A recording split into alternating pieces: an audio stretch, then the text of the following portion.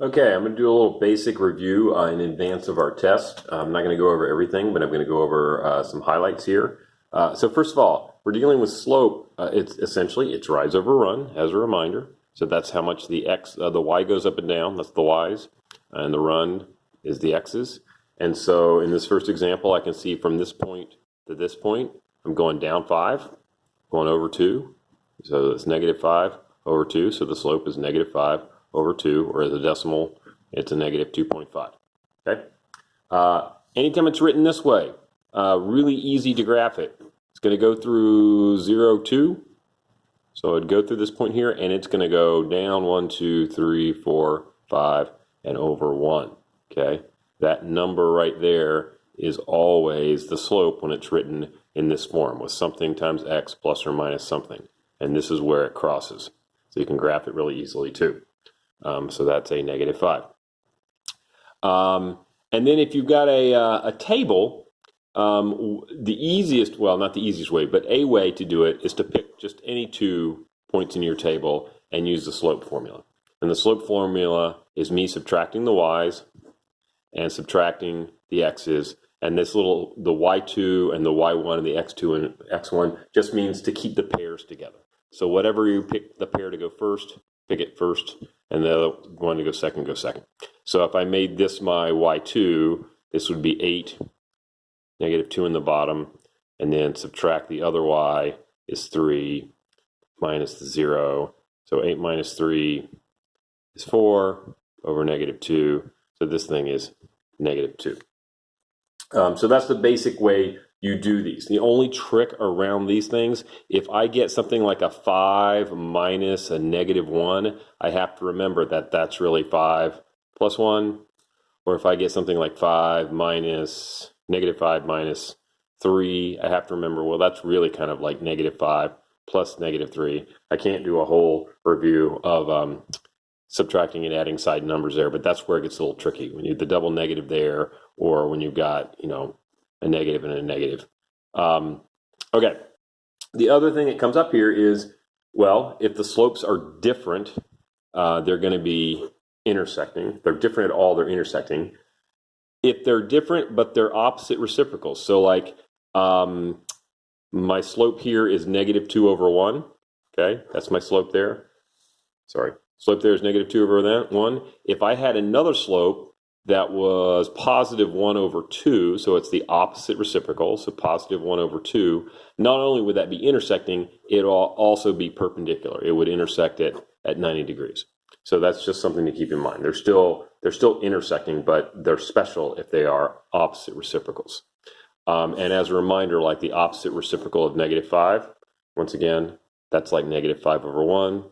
So the perpendicular to that would be a +1 over 5. In the same way that -5 over 2, the perpendicular to that would be 2 over 5. Okay. I'm going to skip this for now.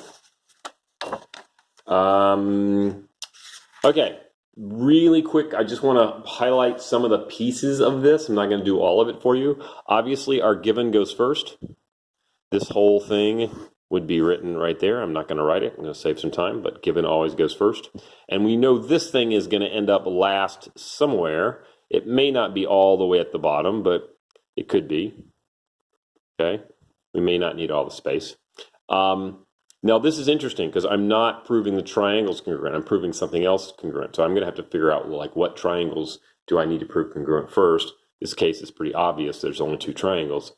And in my given, if I mark what's there, which is always really good, B is congruent to D, and C is the midpoint of BD, which I'm used to getting more than one thing there, and they didn't give it to me there, but they told me this thing was the midpoint, which means I know that BC is congruent to CD because I know what a midpoint is. Right? So that's the definition of midpoint.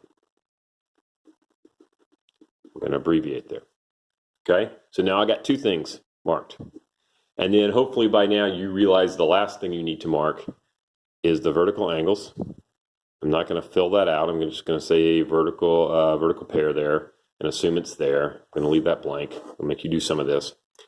But now I can prove the triangles are congruent because of, I'm going to say triangle is congruent to triangle. I'm not going to do it all for you. You got to fill it in. By what reason is this there? So you say that. And then you don't need this line, but you're going to need the last line. The last line, now that I know the two triangles are congruent, I know that those two angles that are not marked, which I'm trying to prove congruent, are congruent by corresponding parts, because they are corresponding, of congruent triangles. I've just proven the two triangles are congruent, and I can't do that until I have two triangles congruent. So this step will never come before two triangles being congruent. There. So once again, there's some stuff I've left out here, like the reason and the names of the triangles and what are my vertical pairs, but that's the basic idea. On this other one over here, the only real trick here that we haven't seen here yet is I've marked these two things parallel. So when I've marked these two things parallel, I can say something like, oh, I know that angle A is congruent to angle E. So once again, I'd have my given, I'd have that whole thing in there, which I would write in. Don't just draw a circle and draw it for me. I'm not going to give you full credit for that. I'm trying to make this short for you. So my given, and then, oh, I got parallel lines because it's given to me, and I know angle A is congruent to angle E because of alternate interior angles are congruent.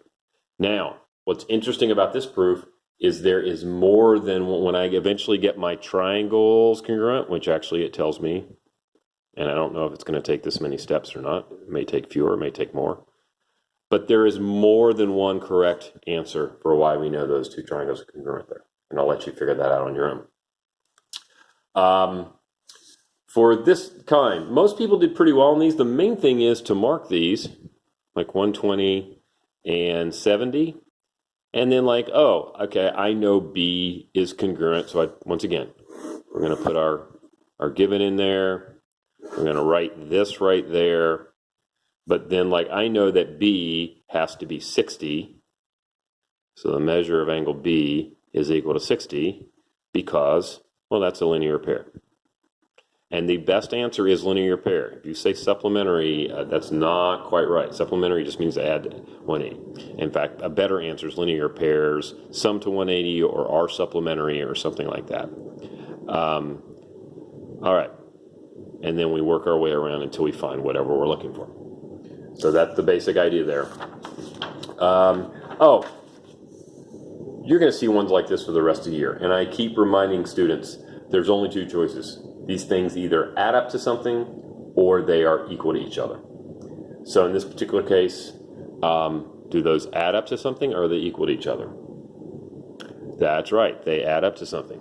So 9x plus 2 plus 3x plus 4 equals 90 because this big angle is vertical to this one down here. So 90, okay. And then the thing you need to make sure of is don't start subtracting x's from both sides yet. Combine your like terms first. 9x and 3x is 12x, and 2 and 4 is 6, and that's 90, and then you can finish that on your own. So I'll give you a second to figure out what x is. And then the other question I might ask you is I might actually ask you, like, what's that angle, in which case you have to plug the answer back in and tell me how big that angle is. It's also a good way to check yourself. Then finally, 5x down here. Are those two angles, are they equal to each other or do they add up to something? Well, they do add up to something, but we don't know what it is. But they are marked as congruent, so they are congruent. I could also create like a vertical pair example there. So in this case, I know 5x plus 44 equals 40 minus 3x. And probably the first thing I want to do is what? That's right. Add 3x to both sides. I'm trying to make this look more like a two-step equation. 8x plus 44 equals 40, and then that becomes reasonably easy to solve. Let's see if I've got anything else I want to show you before I go. I do want to do one more. I want to do this linear pair ABC and CBD. Okay, so first of all, a linear pair in general is a line with a ray, and it makes a pair of angles. And we know it adds up to 180. And the only hard part here is labeling the points. So I've got an angle ABC, and I've got a CBD. And the reason I knew to make that BD is I've done this problem before. But if not, you have to find the common ray that's between the two to figure out kind of how to piece that together.